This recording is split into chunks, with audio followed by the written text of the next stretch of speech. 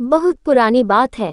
एक गांव से नदी गुजरा करती थी जिसके किनारे एक साधु बैठा रहता था और जोर जोर से चिल्लाता रहता था, जो चाहोगे वही पाओगे, जो चाहोगे वही पाओगे। साधु को गांव के लोग पागल, कुछ लोग मूर्ख और ना जाने क्या क्या समझते थे। साधु हमेशा यही चिल्लाता रहता था और भगवान की भक्ति करता रहता था। बहुत दिन बीत गए। एक दिन एक बेरोजगार लड़का वहां से गुजरा। उसने साधु की यह बात सुनी और दौड़ा दौड़ा उनके पास पहुंच गया। साधु ने मुस्कुराते हुए कहा, हाँ बेटा, जो तुम चाहोगे वही तुम पाओगे। लड़के ने फिर एक बार कहा, क्या आप सच कह रहे हैं? क्या सच में जो मैं चाहूंगा वही मैं पाऊंगा? साधु ने कहा, हाँ, जो तुम चाहोगे वही तुम पाओगे। लड़के ने कहा, क्या मैं सोने चांदी का बहुत बड़ा व्यापारी बन जाऊंगा?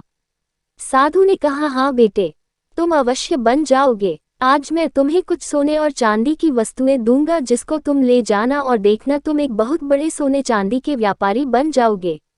लड़के ने अपनी दोनों आंखें बंद की और साधु की ओर हाथ बढ़ा दिए।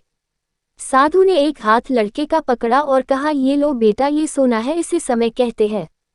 तुम कभी भी इसको हाथ से मत जाने देना। इसका एक एक पल अपने लक्ष्य प्राप्त करने के लिए उपयोग करना। तुम एक दिन जरूर बहुत बड़े व्यापारी बन जाओगे। लड़के ने कहा, और बाबा चांदी? साधु ने लड़के के दूसरे हाथ को पकड़कर कहा, ये लो, यह चांदी है। इसे धैर्य कहते हैं। अगर बहुत मेहनत और वक्त का सही उपयोग करके भी लक्ष्य प्राप्त ना हो, तब तक तुम धैर्य रखना और देखना तुम्हारे धैर्य में कितनी ताकत है। अगर तुम ये सोना चांदी हमेशा अपने पास रखोगी तो दुनिया की कोई ताकत तुम्हें बड़ा व्यापारी बनने से नहीं रोक पाएगी। उस लड़के ने साधु की बात को अपने मस्तिष्क में बहुत अच्छे से बैठा लिया और कभी भी अपने वक्त का ना दुरुपयोग किया, ना कभी उसको हाथ से जाने दिया। वह अपने लक्ष्य को पाने के लिए निरंतर ही प्रयास करता रहा और जब वह हार जाता तो वह धैर्य का सहारा लेता और फिर दोबारा कोशिश करता।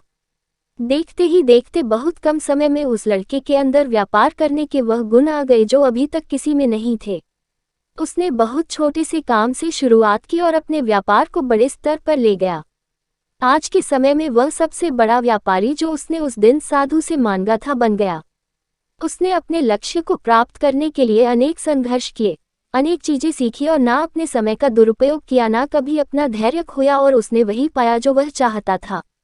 शिक्षा, समय और धैर्य वह ताकत है जिसका उपयोग करके हर व्यक्ति अपने मन मुताबिक लक्ष्य को प्राप्त कर सकता है। निरंतर आगे बढ़ते रहना और कभी अपने लक्ष्य से विमुख न होने से ही हमें लक्ष्य प्राप्त होता है।